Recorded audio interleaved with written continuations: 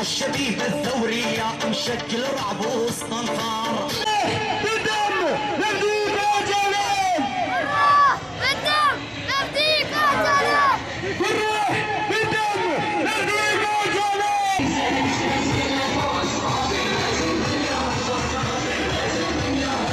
بالروح بالدم نفديك يا جلال. الثورية السورية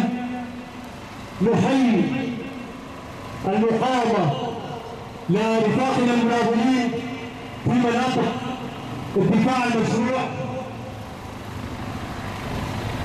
الذين قاموا بكل ما يملكون ضد الفاشية التركية في مناطق عباشين، مدينة، زاد، الانتهاكات التركية التي تمارسها على رفاقنا في مناطق الدفاع المشروع بكافة أسلحتها وبكافة مرتزقتها، نرى بأنها اليوم تقع في خسائر كبيرة، كنتيجة خسائرها تحول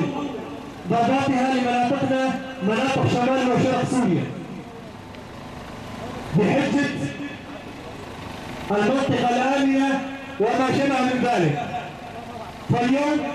نرى هذه الانتهاكات وهذه الممارسات الإجرامية من قبل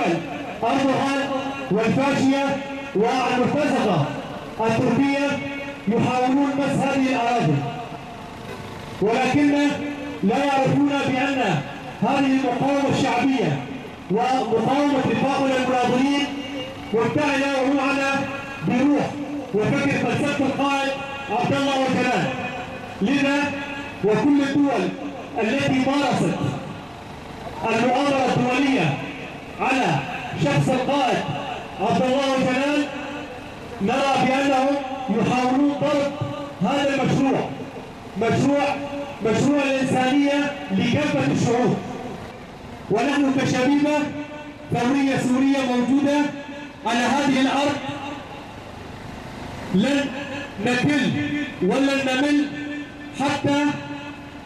نحرر هذه الأراضي، بأننا نحن أصحاب هذه الأرض وأصحاب كرامة حتى ندافع عن أهلنا وشعبنا وأناسنا.